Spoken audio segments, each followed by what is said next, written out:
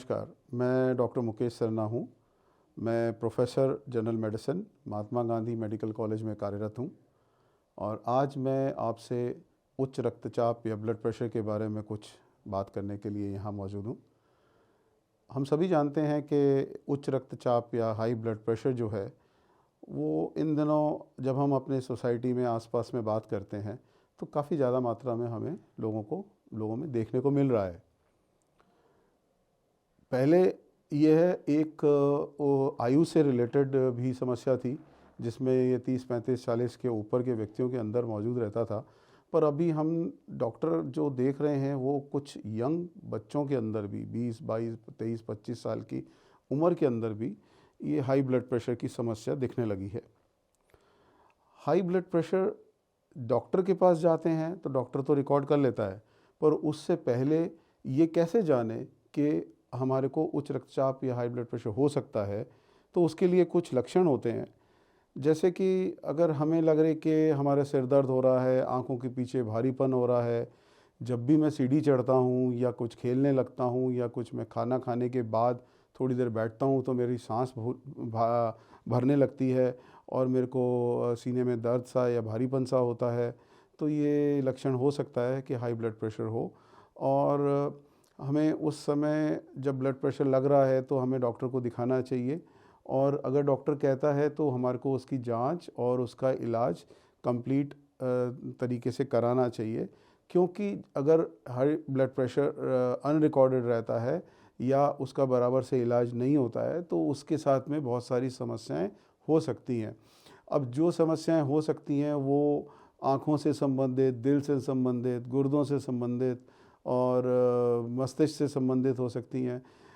एक और चीज़ जो हमें आके पेशेंट्स बोलते हैं कि साहब हमारा ब्लड प्रेशर तो नॉर्मली इतना रहता है। अब कितना रहता है, तो साहब अगर नॉर्मल ब्लड प्रेशर की बात करें तो वो होता है जनरली 120/80 मिलीमीटर ऑफ मर्करी, और अगर पेशेंट का ब्लड प्रेशर 130, 35 या 80 और 85 और 90 से ज़्यादा होता है तो उसके अंदर हम उसको उच्च रक्तचाप बोलते हैं। अब यदि किसी व्यक्ति का ब्लड प्रेशर सामान्यतः 140, 90 या 150, 100 रहता है और उसको कोई लक्षण नहीं आते हैं जिसमें कि उसको सिर दर्द नहीं होता या और कोई दिक्कत नहीं होती, तो ये ज़्यादा खतरनाक है कि उसको ये लगेगा कि साहब मेरा तो 150 ब्लड प्रेशर है डॉक्टर साहब और मेरे को तो कोई लक्षण ही नहीं आते। तो इसका अर्थ ये है कि उसका जो शरीर है वो उस ब्लड प्रेशर के लिए अपने आप को ढाल चुका है, तो उसको बहुत कम समय मिलेगा ब्लड प्रेशर बढ़ने पे कि जब वो खतरे के ऊपर निकल जाए।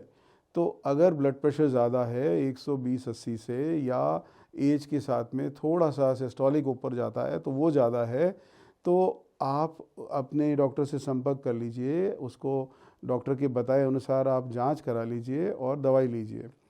अब आते हैं जांचों पे। जैसे मैंने आपको बताया कि बीपी का दुष्प्रभाव अलग अलग अंगों पर पड़ सकता है, लेकिन अलग अलग अंगों की वजह से भी ब्लड प्रेशर हो सकता है।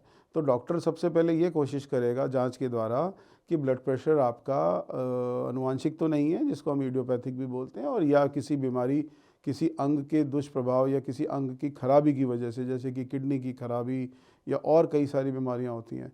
तो उन जांचों के द्वारा ये जानने की कोशिश होती है कि ब्लड प्रेशर का कारण क्या है और क्या हम उस कारण का निवारण कर दें तो ब्लड प्रेशर कंट्रोल हो जाए।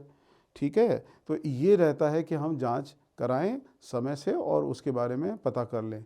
रही बात इलाज की, दवाओं का नियमित सेवन करना ज़रूरी है और जो दवाएं आजकल मार्केट में अवेलेबल हैं उनमें ज़्यादा दुष्प्रभाव नहीं होते हैं। हाँ, ये ज़रूर है कि कितनी मात्रा में लेनी है और किस प्रकार से लेनी है और रेगुलर वे में लेनी है, वो जैसे डॉक्टर आपको बताए उस तरीके से आपको लेनी चाहिए। अच्छा, एक चीज़ और समस्या डॉक्टर से जो मरीज़ पूछते हैं वो ये है कि डॉक्टर साहब ये दवा मैंने चालू कर दी तो ये हमेशा लेनी पड़ेगी? देखिए, उसका जवाब ये है कि अगर ब्लड प्रेशर आपके हमेशा रहने वाला है तो दवा हमेशा रहने वाली है। ऐसा नहीं है कि दवा आपने शुरू कर दी तो उसकी आदत पड़ रही है। तो ये फ़र्क इस तरीके से है कि जैसे हम रोटी खाते हैं और हम पिज़्ज़ा खाते हैं, तो रोटी खाना तो हमारी आवश्यकता है और पिज़्ज़ा खाना हमारी लग्ज़री है, कभी कभी की ज़रूरत है, कभी इच्छा करती है तो खाते हैं। तो दवा लेना आपको, जैसे आप सामान्य आहार लेते हैं, खाना लेते हैं, उस प्रकार से आवश्यक है। अगर डॉक्टर आपको कहता है कि दवाई सामान्य तरीके से लेनी है और जब तक ब्लड प्रेशर कंट्रोल नहीं हो जाता तब तक बराबर लेनी है, और उसके बाद में ब्लड प्रेशर अगर कंट्रोल हो जाता है तो भी उसको नियमित रूप से चालू रखना है। तो ये ध्यान रखिए कि ब्लड प्रेशर की दवा को बीच में बंद नहीं करना है। एक और बात, आप पेशेंट्स और दूसरे लोग हमसे पूछते हैं कि डॉक्टर साहब अगर हमने 2-4 दिन गोली नहीं ली या हमारी दवा ख़त्म हो गई तो क्या फ़र्क पड़ेगा। देखिए, ये ब्लड प्रेशर एक इस प्रकार से काम करता है जैसे हम किसी स्प्रिंग को दबा के रखें। तो अगर 1 दिन 2 दिन दवा नहीं लेंगे तो ब्लड प्रेशर उससे ज़्यादा जाएगा और वो आपको नुकसान कर सकता है। तो ब्लड प्रेशर की दवा सामान्य रूप से नियमित जैसे आपका डॉक्टर बताता है उस तरीके से लेते रहिए। देखिए, ब्लड प्रेशर ऐसी बीमारी है जिसके साइड इफ़ेक्ट्स बहुत सारे हैं अगर अनकंट्रोल्ड रहे तो, और लेटर एज के अंदर ये बहुत सारे दुष्प्रभाव पैदा कर सकता है। पर अगर हम इसको समय से इसके बारे में जानकारी प्राप्त कर लें, इसको कंट्रोल कर लें, तो हम इसके साथ में बहुत अच्छे से सामान्य जीवन व्यतीत कर सकते हैं और ये हमारा कुछ नहीं बिगाड़ पाएगा। नमस्कार।